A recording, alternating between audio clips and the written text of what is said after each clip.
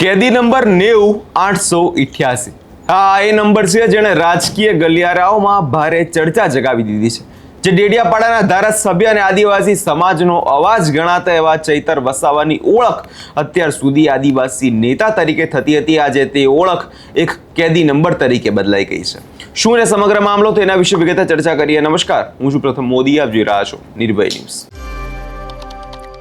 કોર્ટે જ્યારે વન વિભાગના કર્મચારી પર જે 2023ની અંદર ચૈતર વસાવાએ હુમલાનો જેમની પર આક્ષેપ લાગ્યો હતો અને જે ધમકી ભર્યા કેસમાં હવે કોર્ટે 7 વર્ષની સજા ચૈતર વસાવાને આપી દીધી છે, ત્યારે સમગ્ર ગુજરાતના રાજકારણમાં જોવા જઈએ તો એક પ્રકારે ભૂકંપ આવી ગયો છે।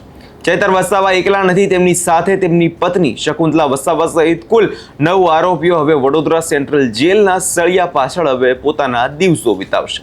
આ ચુકાદો માત્ર એક સજા પૂરતી નથી, પરંતુ એક કાયદાકીય પ્રક્રિયામાં એવો વળાંક છે જેણે આગામી સમય માટે અનેક સવાલો હવે ચૈતર વસાવા અને આમ આદમી પાર્ટી સામે ઊભા કરી દીધા છે।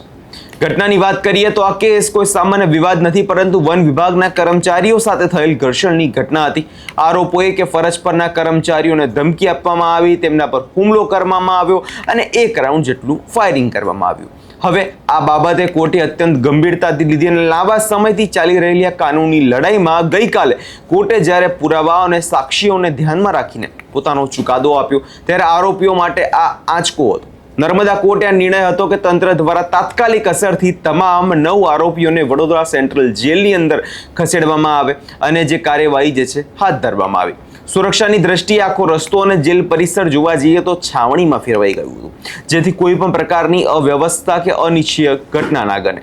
હવે સૂત્રો પાસેથી જે અમને માહિતી મળી છે તે અનુસાર વડોદરા સેન્ટ્રલ જેલમાં જ્યારે ચૈતર વસાવા પહોંચ્યા ત્યારે ત્યાં વાતાવરણ એકદમ ગંભીર હતું। જેલના દરવાજે પહોંચતા જ કાયદાકીય વહીવટી પ્રક્રિયાનો દોર શરૂ થઈ ગયો। એક કેદી તરીકે જે પણ નિયમો હોય તેનું પાલન અહીં કરવામાં આવ્યું। સૌથી પહેલા મેડિકલ ચેકઅપ કરવામાં આવ્યું અને ત્યારબાદ જેલના જે રજિસ્ટરમાં તમામ નોંધણીઓ કરવામાં આવી હતી અને અહીં જ ચૈતર વસાવાને તેમનો નવો કેદી નંબર 90,888 ફાળવવામાં આવ્યો। આ માત્ર એક આંકડો નથી, પરંતુ જેલની દિવાલો વચ્ચે તેમનું નવું અસ્તિત્વ છે।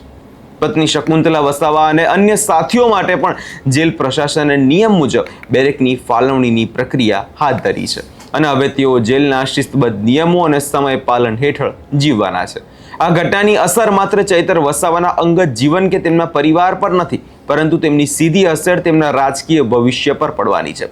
ધારાસભ્ય પદ પર હવે 7 વર્ષની સજા થવી એ તેમના માટે મોટો પડકાર છે અને કદાચ તેમનું ધારાસભ્ય પદ જઈ પણ શકે છે। હવે નજર સૌ કોઈની હાઈકોર્ટના એ સ્ટે પર છે કે જે ચૈતર વસાવાને મળશે તો કદાચ અત્યારે તે ધારાસભ્ય તરીકે રહી શકશે।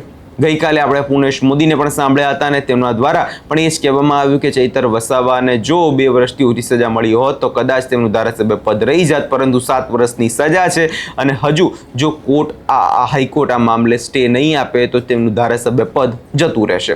આ પ્રકારની સજા બાદ ધારાસભ્ય પદ જે છે જોખમમાં મુકાશે અને આમ આદમી પાર્ટી માટે આ એક મોટો રાજકીય ફટકો કહી શકાય, કેમ કે ડેડિયાપાડામાં જે પ્રકારે ચૈતર વસાવાનું કદ છે અને તેમનું કદ ઘણું મોટું છે, તેમની જગ્યા ભરવી એ કોઈ માટે સામાન્ય વાત નથી અને તેમના સમર્થકોમાં જે અત્યારે રોષ જોવા મળી રહ્યો છે, જે નિરાશા જોવા મળી રહી છે, શું આ સજા બાદ ચૈતર વસાવાના પરિવાર કે તેમની પાર્ટી કાયદાકીય લડાઈ લડશે? શું હાઈકોર્ટમાં અપીલ થશે? આ તમામ પ્રશ્નો અત્યારે ખૂબ જ ચર્ચામાં છે, પરંતુ અત્યારે વાસ્તવિકતા એ છે કે તેઓ અત્યારે જેલના સળિયાની પાછળ છે। રાજકીય પક્ષોમાં પણ ઘટનાને લઈ 2 ભાગ પડ્યા છે। એક વિપક્ષ જે કાયદાનો વિજય ગણાવી રહ્યો છે, તો બીજી તરફ આમ આદમી પાર્ટી અને રાજકીય કિન્નાખોરીના બદલાની ભાવનાથી આ પ્રેરાયેલું એક પગલું ગણાવી રહી છે। ગઈકાલે આપણે ગોપાલ ઇટાલિયાને સાંભળ્યા, હેમંત ખવાને સાંભળ્યા, જેવા અનેક નેતાઓ હવે આને ભારતીય જનતા પાર્ટીનું એક ષડયંત્ર ગણાવી રહ્યા છે, ભારતીય જનતા પાર્ટી દ્વારા કરાવવામાં આવેલું એક આ કાયદાકીય ચાલ ગણાવી રહ્યા છે, પરંતુ એ વાતને નકારી ના શકાય કે ચૈતર વસાવા કે સામેથી તો નતા ગયા। ચૈતર વસાવા જે કામ કર્યું છે તેની સજા તેમને મળી છે। જો કે કોર્ટે જે ચુકાદો આપ્યો તે કાયદાકીય મર્યાદામાં રહીને આપ્યો છે અને હવે જોવાનું એ રહે છે કે આવનારા દિવસોમાં ચૈતર વસાવા અને તેમની ટીમ આ કાનૂની સંઘર્ષમાં કેવી રીતે બહાર આવે છે। જેલની બેરેકમાં વિતાવેલો દરેક દિવસ તેમની રાજકીય કારકિર્દી પર ગંભીર અસર પાડી શકે છે અને અહીં જોવાનું એ છે કે નર્મદા જિલ્લાના આદિવાસી વિસ્તારોમાં ઘટનાથી શું અસર પડે છે તે પણ હવે સમય જ કહેશે।